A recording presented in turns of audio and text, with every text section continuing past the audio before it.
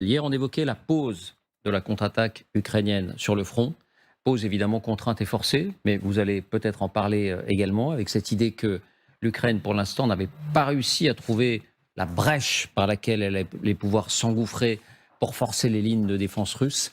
Eh bien, on apprend aujourd'hui que la Russie ne se contente pas de défendre, de poser de gros problèmes à cette armée ukrainienne, mais qu'elle contre-attaquait à son tour sur le front pour tenter elle aussi de regagner des territoires.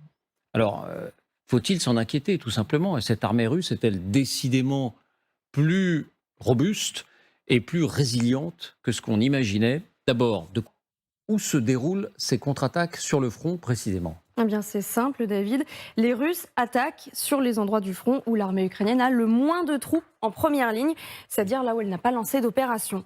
C'est assez frappant si l'on regarde la carte, vous allez le voir. Voici les 3 principales attaques ukrainiennes. Ce sont ces flèches jaunes, on vous en parle depuis quelques jours. Eh bien, voici maintenant à quoi ressemblent les 3 principales contre-attaques russes. Ici, ici et là, les flèches donc en rouge. Entrons maintenant dans le détail. Moscou, vous allez le voir, avance dans le nord vers la ville de Kupiansk, c'est dans la région de Kharkiv, à côté de celle de Louhansk. Il y a des avancées indéniables ces derniers jours, notamment dans cette zone que Moscou revendique, il y a ce village. Moscou aurait pris la moitié nord de ce village. Un peu plus au sud, les Russes attaquent également dans cette autre zone. On est entre les villes de Svatové et Kremina, toujours dans la même région. Et cette fois, vous le voyez, il y a beaucoup moins de réussite. Et enfin, toujours plus au sud, les Russes sont aussi à l'offensive dans la région de Donetsk, et en particulier autour de la ville même de Donetsk. Écoutez le colonel Michel Goya. Des bataillons, des compagnies qui attaquent, qui poussent vers l'avant, qui font presque, on appelle ça de la reconnaissance offensive, c'est-à-dire qu'on avance au maximum de ce qu'on peut, et puis lorsqu'on tombe sur une défense qui est vraiment solide et très organisée, on arrête, parce qu'on n'a pas les moyens d'aller plus loin, on n'a pas les ressources pour mener des attaques à plus grande échelle. En clair, ces offensives ne sont pas massives, elles sont ciblées, limitées, un peu à l'image des opérations ukrainiennes depuis une quinzaine de jours. Mais elles sont suffisamment établies pour que Kiev s'en inquiète. L'ennemi n'abandonne pas ses plans pour atteindre les frontières des régions de Donetsk et de Lougansk, déclare la vice-ministre de la Défense ukrainienne Anna Maliar. En d'autres termes, les Russes qui occupent aujourd'hui 98% du territoire de Louhansk voudraient atteindre les 100% et voudraient aussi progresser dans la région de Donetsk. Mais est-ce que ça marche? Est-ce que ces troupes russes regagnent vraiment du terrain? D'après l'Institut américain pour l'étude de la guerre, dont on connaît les positions pro-Ukraine, Moscou réalise des gains, mais des gains marginaux dans cette zone. En revanche, ce que l'on apprend aussi, c'est qu'au-delà de ces 3 zones de contre-attaque, les batailles plus au sud, là où se joue précisément la contre-offensive ukrainienne, font régulièrement bouger les lignes de front, et que sur ce terrain-là, Moscou aussi reprend parfois du terrain. Plus 20 km² environ sur le front de Zaporijjia, plus 23 km² sur celui juste à côté de Velika Novosilka. Ça, c'est pour la semaine dernière, d'après le cartographe français qui se fait appeler Poulet Volant sur les réseaux sociaux. On en parle souvent ici. Rien de significatif donc, comme du côté ukrainien d'ailleurs, mais c'est tout de même à noter. Voilà, on est là encore dans l'épaisseur du trait, comme on le disait. Mais tout de même, ça compte. Comment les Russes s'y prennent-ils pour ces contre-attaques? Mais les images diffusées par l'armée russe montrent une stratégie assez proche, là encore, de ce que l'on connaît côté ukrainien. On a presque peine d'ailleurs à reconnaître les troupes de Moscou. Vous allez le voir, reconnaissance à l'aide d'un drone pour localiser les cibles, puis déploiement de l'artillerie et tir à distance sur ces mêmes cibles. Et enfin, la dernière étape, la sortie des blindés, voire des chars d'assaut pour viser les positions ukrainiennes. Dans le même temps, les Russes n'ont pas abandonné leur stratégie des vagues humaines, comme on l'avait vu d'ailleurs à Bakhmout. Regardez ces images de drones ukrainiens. On est toujours dans la région de Donetsk. La position des soldats de Kiev se trouve juste ici, et puis celle des Russes est symbolisée par ces drapeaux. Et vous le voyez, ils arrivent donc de 2 côtés, sauf qu'ils sont repérés à ce moment-là par les Ukrainiens qui tirent donc avec leur artillerie sur les 2 groupes de soldats russes. Soldats russes qui doivent donc rebrousser chemin. On les a entourés ici en rouge. On les voit courir vers l'arrière. Cette fois, l'assaut a échoué, mais les Russes retenteront plus tard encore et encore. Et puis dernier point, David, il existe aussi, semble-t-il, des méthodes un peu plus radicales, comme les chars kamikazes. Celui que vous allez voir a été rempli d'explosifs. Les Russes le font avancer à distance, vers une position ukrainienne, et puis ils sautent sur une mine et se retrouvent immobilisés. C'est alors que les soldats ukrainiens vont le détruire avec un missile anti-char, et vous l'avez vu, le char explose à ce moment-là, et c'est là on comprend, au vu de l'ampleur de la détonation, qu'il a bel et bien été piégé. La déflagration, vous l'avez vu, est effectivement impressionnante. Merci Fanny. Voilà, il faut bien prendre la mesure. Il ne s'agit pas de contre-attaque massive, mais de même que côté ukrainien, il ne s'agissait pas pour l'instant d'offensive massive. Mais tout de même, on disait que cette armée russe ne faisait plus que défendre, n'avait plus le choix, n'était plus en mesure d'attaquer. On s'attendait même... peu de monde s'attendait même à ce qu'elle puisse aussi bien résister d'une certaine manière, même si on avait observé ses dents de dragon, ses tranchées, etc. Et voilà qu'elle contre-attaque. Qu'est-ce que ça nous dit, Général Gomard? Ça nous dit qu'il ne faut jamais vendre la peau de l'ours avant de l'avoir tué. Et je pense que l'ours russe n'est pas du tout d'effet. On l'a dit plusieurs fois, la Russie a une vraie profondeur stratégique, la Russie a une vraie industrie d'armement. On a bien vu ce front qui est à peu près stable. On a bien vu ces tentatives ukrainiennes de percer ce front difficilement. C'est-à-dire qu'en fait, ils ont établi 5 lignes de défense, je crois, les Russes. Donc compliqué. Et de fait, ils ont profité de l'endroit où, comme l'a très bien expliqué Lucile de Villers, où ils étaient plus faibles en nombre, les Ukrainiens, pour attaquer. Et donc, que va-t-il se passer? C'est que les Ukrainiens sont obligés de redéplacer les troupes pour aller renforcer les zones où les Russes attaquent. Donc en fait, on est pratiquement à du 1 contre 1 quand on voit ça. C'est-à-dire qu'on se dit qu'aujourd'hui, les forces sont à l'équilibre ou presque. Aucune des deux armées n'est capable d'entamer réellement l'autre et de percer. Donc pour l'instant, on est sur des tentatives pour voir où l'ennemi, où l'adversaire est le plus faible. Et on cherche à attaquer. Donc effectivement, c'est bien expliqué. On utilise des drones pour voir, on utilise l'artillerie. Ensuite, on fait sortir les blindés. Et à la fin seulement, on fait sortir l'infanterie pour aller occuper les positions adverses. Parce que l'infanterie va être là pour ça. Et sortir les gens, dans les tranchées, pour essayer d'avancer. Et donc, d'où le peu de gains territoriaux, puisqu'on parle de quelques kilomètres carrés à chaque fois, que ce soit au côté ukrainien ou au côté russe. Donc, il y a un certain équilibre des forces qui, aujourd'hui, que l'on voit sous nos yeux à travers les images. Une fois, c'est les Russes, une fois, c'est les Ukrainiens. Donc, aujourd'hui, on est presque à du 1 contre 1. Mais dans l'intention, du coup, qui anime l'armée russe, est-ce que ça veut dire que cette armée russe a retrouvé une ambition, Jean-Dominique? Non, moi, je pense que les contre-attaques localisées auxquelles on assiste font partie de la stratégie défensive. C'est-à-dire que quand vous êtes... La question, souvent dans les opérations militaires, c'est de savoir qui a l'initiative. On a vu, il y a 15 jours, avec le début d'attaque d'offensive, au début d'offensive ukrainienne, que l'Ukraine avait pris l'initiative des opérations. On est toujours dans cette phase. Et ce qu'on voit, c'est que l'armée russe résiste là où il y a des offensives ukrainiennes, là, au bout des flèches jaunes qu'on voit là, et de manière, comment dire, cohérente, rationnelle. Plutôt que de laisser ces soldats l'arme au pied dans les autres régions, elle leur dit avancez, allez voir. Vous allez donc obliger les Ukrainiens à renforcer les zones où vous êtes attaqués, donc à soulager la pression là où ils nous attaquent. Donc c'est très cohérent, ça. Ça ne veut pas forcément dire qu'ils ont une ambition de reconquête. S'ils y arrivaient, ce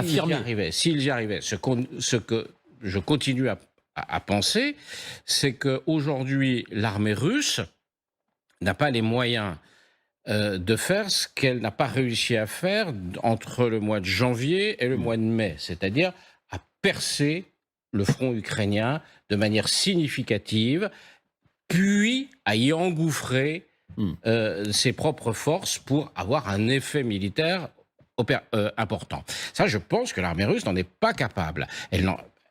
Peut-être qu'elle deviendra capable de le faire dans quelques mois, mais aujourd'hui, on ne voit aucun signe de ça. Même si, par exemple, on voit qu'elle a intégré les drones. Oui, on voit évidemment qu'elle a l'avantage aérien. Ils ont intégré les drones, ils évoluent, ils se modernisent, ils s'adaptent. La guerre est un processus d'adaptation permanent. En face, qu'est-ce qu'on voit? On voit une armée ukrainienne qui a tenté quelque chose depuis 15 jours, avec des résultats très mitigés et n'a en tout cas à aucun moment réussi à percer le front russe. Donc on est dans une situation pour l'instant, De statu quo. patte, où bah voilà, chacun est sur ses lignes de position. Ça, c'est c'est la guerre, le front reste stable avec des petites choses qui bougent ici ou là, des contre-attaques, un début d'offensive ukrainienne, des contre-attaques russes pour y répondre. Mais on ne voit pas d'offensive majeure de la Russie. Peut-être qu'ils réussiront à faire quelque chose dans le nord, on verra. Une sorte de guerre de Mais position. pour l'instant, c'est absolument pas ce qu'on observe. Chacun tente une guerre de mouvement et on reste dans une guerre de position d'une certaine manière. Mais est-ce que ça doit nous inquiéter pour l'armée ukrainienne, Dominique Moisy? Je crois que le plus grand danger pour nous, aujourd'hui, nous qui analysons, ce serait de tirer des conclusions globales d'un moment minime. Nous vivons en plein dans l'actualité, nous n'avons aucun recul. Quand je vois ces images, je pense de plus en plus au film qui a été primé à Hollywood, à l'Ouest, rien de nouveau, mais la version allemande, la fin des combats, les tranchées. On bouge, on avance, il ne se passe rien, on recule, l'autre fait de même. Et il y a cette tentation, je crois, de lire la guerre d'aujourd'hui dans les termes de 1915. Au fond, et si on était en 1915? La guerre a commencé depuis 1 an, elle va peut-être durer encore 3 ans. Alors ce serait absurde de tirer des conclusions définitives. de ce qui Objection, se passe votre aujourd'hui. honneur. Comment? Objection, on mettait beaucoup d'espoir, il faut bien le reconnaître, dans les capitales occidentales, Oui, mais dans cette alors contre-offensive je ukrainienne. crois que c'est là, il y a un deuxième point, et je rejoins vos propos, mon général. Il ne faut pas prendre nos désirs pour des réalités. Nous étions tellement heureusement surpris de la résilience extraordinaire des Ukrainiens que nous étions presque intimement persuadés qu'avec nos armes, ils allaient s'enfoncer comme dans du beurre dans les défenses russes. Pour le moment, ça n'est pas le cas. Mais je crois que là encore, j'inviterai nos téléspectateurs à la plus grande prudence.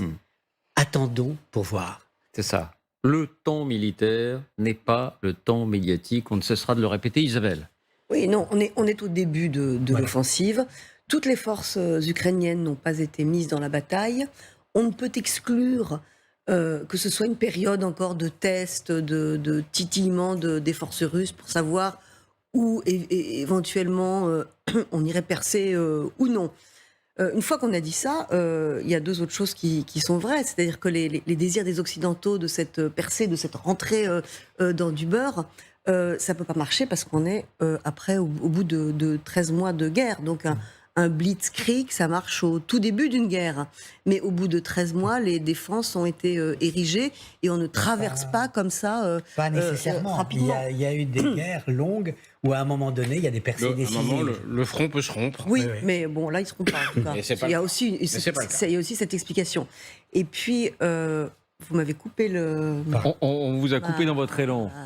Voilà. Non, ce que je voulais dire, en fait, c'est que la leçon de ce à quoi on assiste aujourd'hui, c'est que la stratégie des Occidentaux, cette stratégie, en fait, au compte-gouttes, qui a été de donner les matériels militaires dont avaient besoin les Ukrainiens progressivement, en tergiversant, en disant d'abord non, produit aussi ce type de résultat. Parce que si aujourd'hui, les Ukrainiens avaient tous les F-16 qu'ils auront probablement dans 3 mois, les Russes n'auraient pas la supériorité aérienne qu'ils ont aujourd'hui et les chars ukrainiens ne se feraient pas exploser au même rythme. Donc ce qu'on paye aussi, c'est la lenteur des Occidentaux qui, depuis dans cette histoire, je dis l'histoire parce On que c'est paye bien ça avant aussi. la guerre, on paye le retard. En fait, on est en retard sur l'analyse. On était en retard sur l'analyse avant la guerre parce qu'on n'avait pas compris la vraie nature du régime de Vladimir Poutine et de la Russie, qui était un régime de projection de puissance impérialiste, voulant reconstituer un espace sur les cendres de l'ancienne Union soviétique. Et au début de la guerre, on n'a pas en fait compris tout à fait l'enjeu de cette guerre, c'est-à-dire que c'est une guerre qui emmène le monde entier, qui détermine probablement l'avenir de l'Europe, en tout cas dans les 20 prochaines années, qui aura peut-être des répercussions en Asie, à Taïwan. Et tout ça, on a mis très longtemps à le comprendre. Et on paye ça. Et on paye ça parce qu'on a traîné des pieds en disant non, on a peur de Vladimir Poutine, l'arme nucléaire, etc. Et puis il y avait toujours eu cette tentation. Je sais qu'elle existe encore chez certains leaders européens. Il y a toujours eu cette tentation, cet espoir fou, en fait, et fait que d'illusions quand on connaît la Russie, qu'on arriverait à ramener Vladimir Poutine à la raison. Ça, c'est la conversation qu'on aura tout à l'heure aussi. Oui. À propos de l'OTAN. Oui, mais c'est tellement ça. À propos de l'OTAN et du raisonnement français et allemand. Et donc on traîne, il va pas aller jusqu'au bout, il va bien, voilà. Et du coup, il y a une infériorité au niveau des armes aériennes de l'Ukraine qui fait mal. Oui. Alors, dans l'immédiat, changement de météo psychologique à la télévision russe. Souvenez-vous, il y a quelques semaines, on disait pour la première fois, on les sent douter. Ils ont l'air perdus, ceux qui plastronnent, les Soloviev et les autres. Eh bien, retour de morale.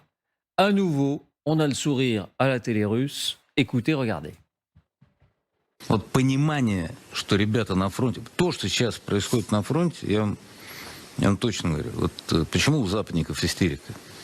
Потому что мы видим, как куется армия нового типа. Армия победителей. Лучшая армия в мире. То, как сейчас воюют наши солдаты и офицеры, это еще будут изучать во всех академиях мира. Армия почувствовала вкус победы. Все, она понимает, что она лучшая в мире. Она понимает, что она сейчас, дай ей только работать, она сметет все до границы. Это уже факт свершившийся, да? Его нельзя отрицать. И там за линией туда, на Западе, это прекрасно начинают понимать. Et voilà, la meilleure armée du monde qui va être enseignée dans toutes les académies militaires. Montage Élodie Salé, commentaire. On verra quand ils réussiront à percer le front ukrainien. Ouais. Voilà. Ce jour-là, on dira ah bah oui, là ils ont reconstitué une force de combat susceptible percer, non seulement le percer, mais être capable d'aller plus loin. Pour l'instant, on ne voit pas ça. Mais on ne le voit pas non plus, effectivement, de l'autre côté. Donc, on est dans une stabilisation. Mais là où il n'a pas tort, c'est que ça sera étudié, la guerre en question, cette guerre sera étudiée dans les académies, comme elle est déjà étudiée dans les états-majors occidentaux, c'est bien évident. Ça, c'est la seule chose sur laquelle il n'est pas tort. Mais sans doute plus pour leurs erreurs que pour leurs exploits. Bon. Mais c'est vrai qu'on peut considérer que depuis quelques mois, ils n'ont pas beaucoup d'occasions de plastronner. Oui. Voilà, visiblement, on oublie, ils ne se sont pas privés. On oublie quand même qu'ils ont... Il y a eu la bataille de Barmout quand même, qu'ils étadonc à l'offensive à Barmout, qu'ils ont réussi quand même à prendre la ville, même s'il y a encore des batailles au dos. Ils l'ont pris, mais dans un état de totale destruction.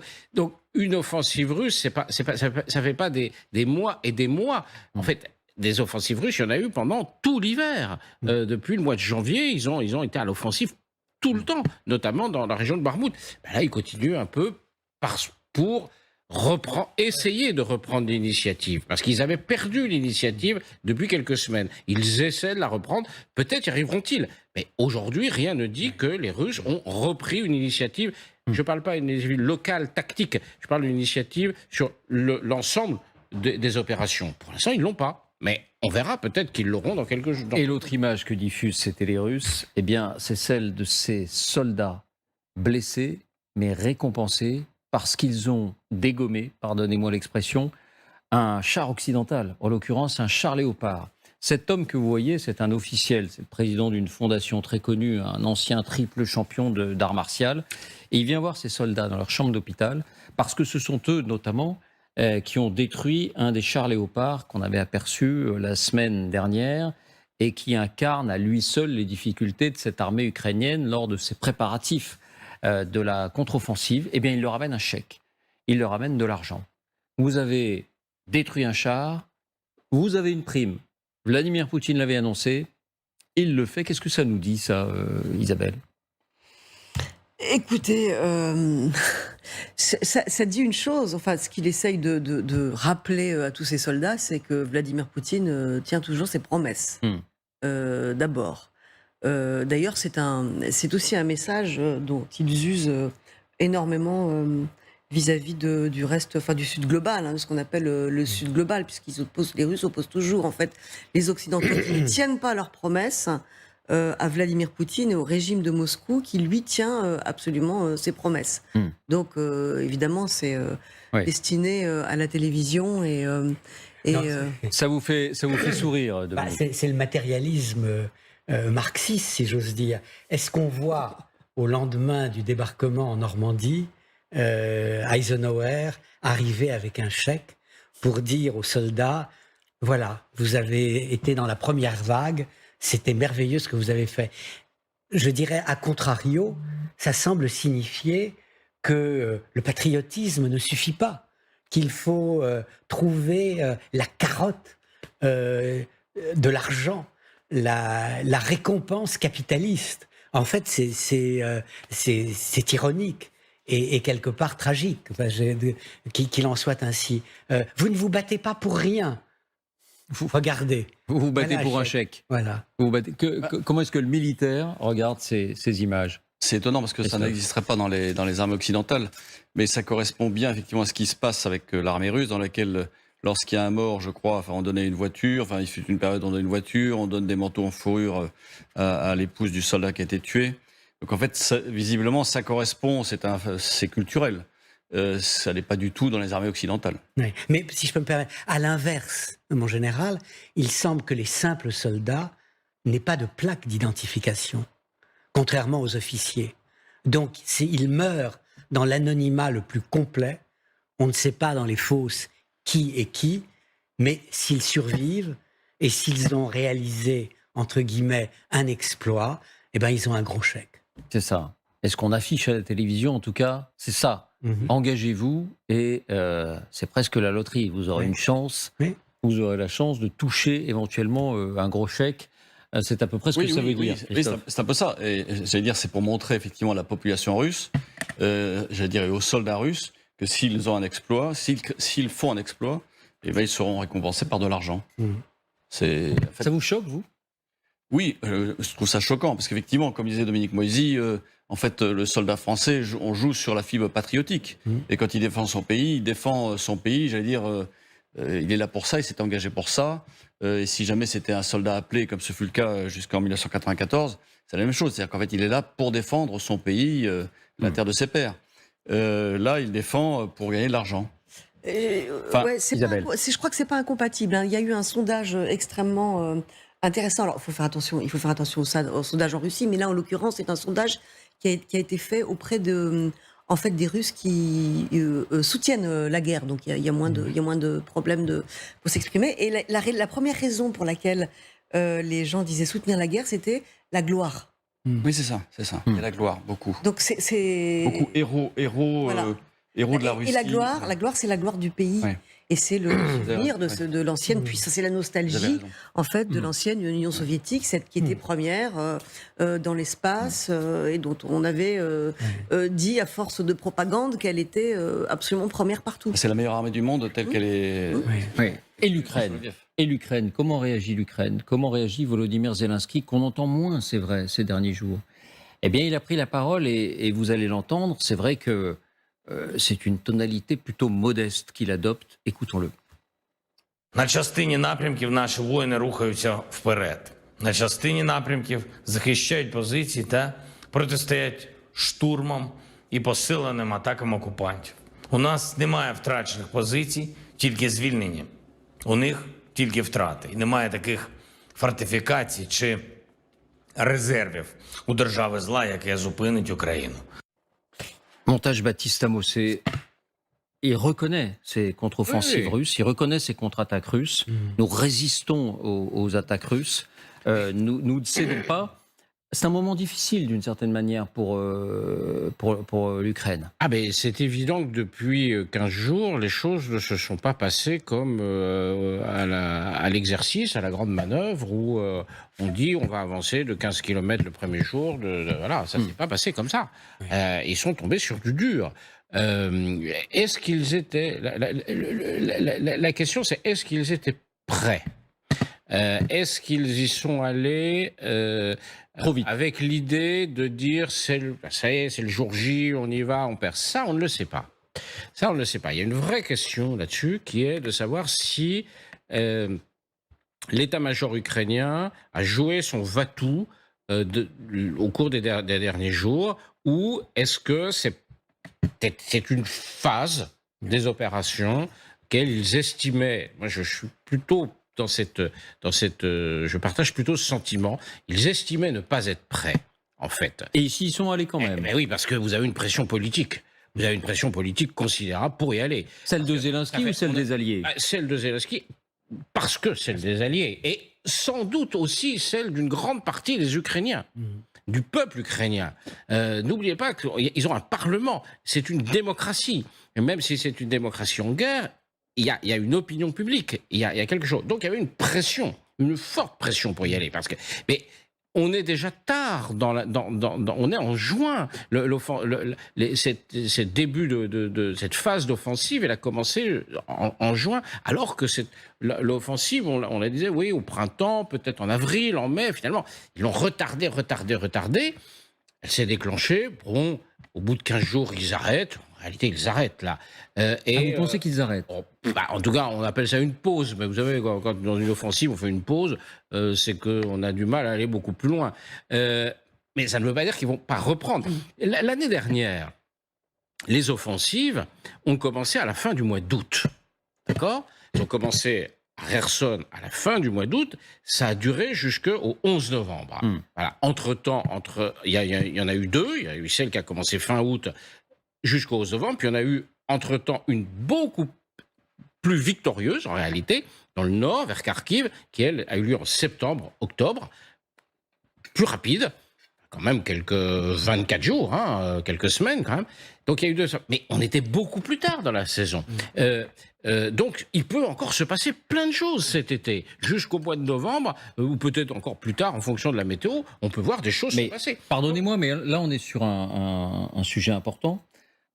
Le fait d'attendre 15 jours ou 3 semaines de plus, par exemple, qu'est-ce que ça aurait pu changer dans leur dispositif, dans leur préparation? Avoir plus d'armes. Mieux entraîner. Et puis, vous savez, il y a un moment, vous pouvez bien vous entraîner, vous pouvez faire ce que vous voulez, il faut aller au contact. Oui. Vous pouvez vous entraîner à faire... C'est comme dans le sport ou n'importe quoi, vous pouvez vous entraîner. Un jour, il faut aller au match. Ou alors, il faut descendre sur la piste d'athlétisme et puis le faire ce 100 mètres ou ce 10 000 mètres. Voilà. C'est un peu ça.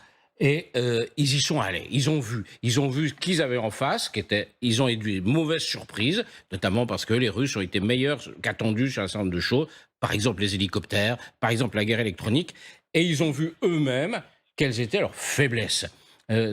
Sans doute des problèmes de coordination, sans doute le fait que ce sont des nouvelles unités, beaucoup d'entre elles sont des nouvelles unités qui n'ont jamais connu le feu. C'est le baptême du feu pour ces gens-là. Le baptême du feu, ça fait mal, le baptême du feu. On a vu que ça faisait mal. Et donc, je pense qu'on va rentrer là dans une phase de reconfiguration pendant quelques semaines, peut-être même quelques mois. Et puis, on verra la suite. Et c'est absolument... c'est pas étonnant en soi. Faut pas le... Les deux mêmes questions, Dominique. Cette pause, est-ce que c'est un arrêt ou est-ce que c'est une pause? Et deuxièmement, en quoi est-ce que 15 jours ou 3 semaines leur auraient fait gagner beaucoup plus de préparation? La réponse à la première question, on ne l'a pas. On l'aura peut-être demain. C'est-à-dire, est-ce que c'est une pause par rapport à des tests? Ou est-ce que c'est une pause par rapport à une contre-offensive? Si c'est une pause par rapport à des tests, c'est parfaitement logique. Ils ont testé, ils ont vu où la résistance était la plus forte. Maintenant, ils ont un peu de temps, ils vont prendre le temps de la réflexion et puis on va repartir. Alors, il y a une dimension, me semble-t-il, très psychologique aussi. C'est-à-dire que les Russes bombardent massivement les villes. Le peuple ukrainien dit « Et moi, je ne fais rien, alors que j'ai reçu toutes ces armes occidentales. Non, on va passer à l'attaque. On va leur montrer de quel bois nous nous chauffons grâce au charbon, si j'ose dire, occidental. » Et donc, il les incitait, en quelque sorte, à sortir.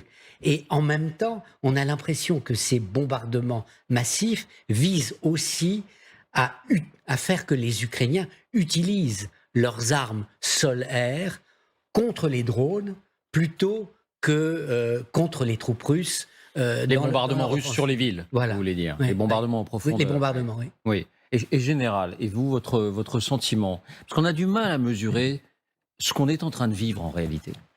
Ce qu'on est en train de vivre, est-ce que c'est une pause opérationnelle pour effectivement tester, comme on vient de le dire? C'est très difficile de le savoir aujourd'hui. Ce qui est certain, c'est qu'on assiste à une campagne dans laquelle les Ukrainiens ont cherché à percer, visiblement éprouvent beaucoup plus de difficultés qu'envisagé. Les Russes en profitent pour essayer eux-mêmes de repercer le front ukrainien, ou en tous les cas d'alléger la partie qui les attaque. Comme les Ukrainiens sont obligés de déplacer des troupes pour les faire face aux contre-attaques localisées des Russes, en fait, ils sont obligés de s'arrêter pour déplacer ces troupes et passer en posture défensive. Donc, en fait, on a un front qui bouge, mais qui bouge aux marges.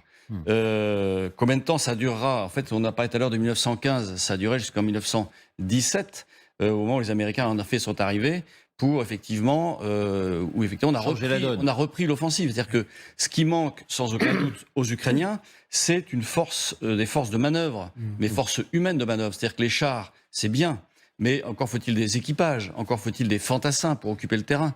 Ce qu'ont beaucoup plus les Russes en réalité. Les Russes, ils ont une force de manœuvre, une troupe de manœuvre beaucoup plus importante. Une population de 40 millions face à une population de 140 millions. Donc en fait, je pense qu'aujourd'hui, on est sur la ligne de front, en tous les cas, un combat 1 contre 1. Or, vous savez, quand on en parle depuis le début, pour attaquer, il faut être 3 contre 1.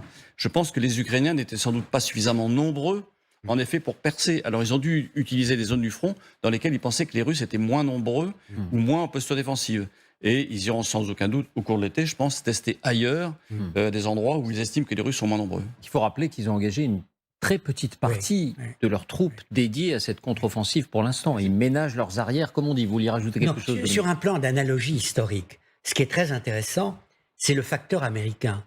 Vous venez de le rappeler. En 1917, ce qui change tout dans la Première Guerre mondiale, c'est l'entrée de l'Amérique dans la guerre. Ce qui peut changer tout au niveau politique dans le conflit ukrainien, ce sont les élections américaines en 2024. Et je dirais... Si elle signifie un arrêt de l'aide militaire à l'Ukraine. Ça nous laisse quand même beaucoup de temps, parce que les élections ont lieu en novembre, et que le nouveau président a supposé qu'il soit contre l'intervention, l'aide militaire américaine à l'Ukraine, ne prendrait ses fonctions qu'en janvier. Donc on a 1 an et demi encore devant nous. Ça laisse beaucoup de temps.